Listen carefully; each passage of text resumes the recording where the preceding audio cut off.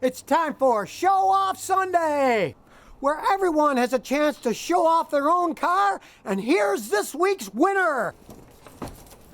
Thanks for the intro. Here we have my 10th generation 1.5 turbo Civic Sport. The 5-door Civic Sport is manufactured in the UK, and for the European market at least it has 4 engine choices. You can get a 1 litre turbo that puts out around about 130 brake, a 1.5 turbo, which this is, which puts out round about 180 brake.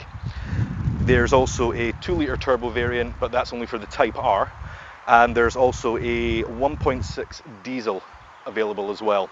Even though the 10th generation is a global platform, engine availability varies from region to region. As far as I'm aware, the 1 litre is not available in the North American market, whereas some Asian markets don't have turboed engines at all. They're running on, I think, 1.6 and 1.8 naturally aspirated engines. So there are variants, even though it is a global model.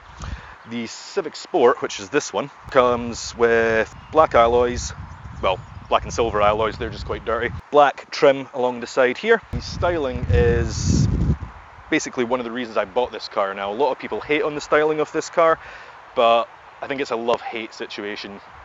And I'm leaning towards love on this one, of course, because I bought it. The reason I went for another Honda after owning 2 previous ones, one being an Accord, the other one being a 8th generation Civic, was purely the reliability of them, the driving feel, and the equipment that comes as standard in comparison to other manufacturers. For example, in the 1.5 variant in the UK, the Sport is the base model, even though it's not the base model Civic. But it does come with adaptive cruise control, lane keep assist, LED headlights, Android Auto, Apple CarPlay, which I'll show in a second. Yeah, dual climate control as well. Most other manufacturers, high-end manufacturers, would probably want, I don't know, 50% of those as optional extras. One feature I actually quite like about the car as well is the thought to small things, attention to detail essentially. Now, it doesn't have a traditional parcel shelf. It has this mechanism that you can fold back and completely remove, just leaving this small piece of plastic with the fabric inside. Now, if you're out and about and you've got something large to load, generally with a traditional parcel shelf, you're going to have to find somewhere to put that, whereas this can just slide under a chair in the front, or, well, I don't think you could fit it in your pocket though.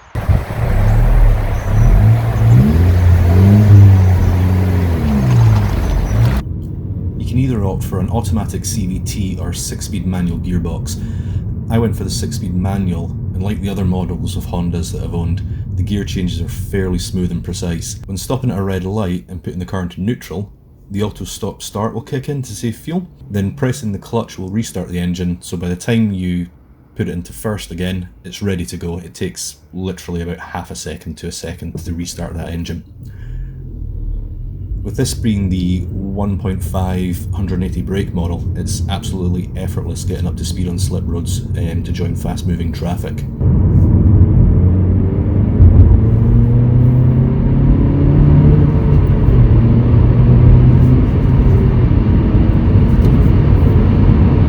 When merging with traffic and changing lanes, the visibility in this car is pretty good. There's very few blind spots, so generally changing lanes and merging can be done with confidence. Once on the motorway, simple 3-button presses will activate the adaptive cruise control and lane keep assist. It will then keep a preset distance that the driver can select from the car in front and adjust the speed as needed if the traffic slows down. There's also a collision avoidance system that will help with braking if the car in front suddenly brakes hard or somebody pulls in quite close to you in front. The Sport model comes with a 3-button flip key for opening and starting the car.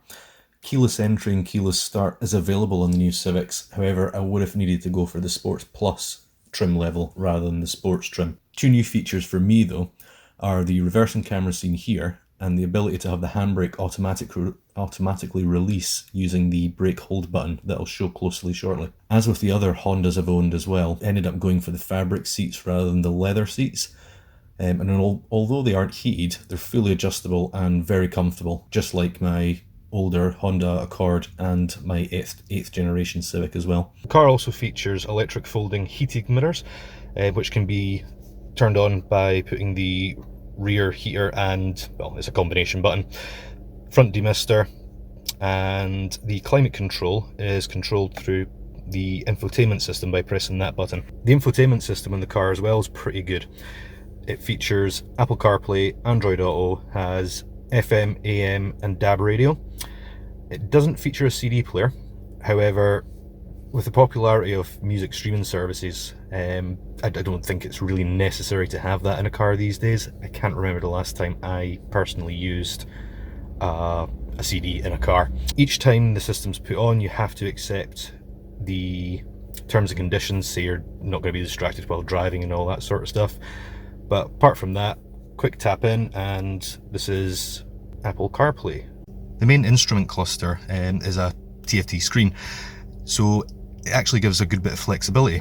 You can go into the system and basically change what you want to display. So for example, there we have turbo boost power for when you're driving, a compass, and traffic sign recognition, which is actually always on in the top left, but that just makes it more prominent if you want it. One thing I'm still trying to get used to is not having a traditional handbrake, but rather having the e-brake, the button brake. I'm not personally a fan of it. I'm sure I'll get used to it eventually. However, it seems to be the way that most cars are going these days, so it's not really something I can complain about, I suppose. The eco mode on the car as well is supposed to give you better fuel economy while driving around the town. However, when all it seems to really do is sort of limit the acceleration of the car when you're pressing the accelerator. Cruising on the motorway at say 70 mile an hour, it doesn't, well, personally, I've not found it to provide any sort of gains, maybe some limited ones. There's also auto start stop in this car, which can be disabled but is always enabled when you start the car, but you can disable it each time by pressing the button here. And there's also the brake hold button. The brake hold is essentially hill assist. Every time you stop, it will apply or keep the foot brake applied until you move off again. Quite handy. Another small attention to detail will be the armrest, which can be pushed back for access to the storage area. Also pulled up somehow. There we go. And the cup holders stack, so you can have more room inside there. So at the minute I've only got the one cup holder stacked on top of the other, but that can come out, possibly. There we go. And you can have 2 cup holders in there. I've no doubt missed a few features of the car, but I think I've gone on long enough. Thanks for taking the time to watch, and thanks to Scotty for letting me present. Well, that was this week's video, and remember, to have your car video highlighted here on my channel, check this out!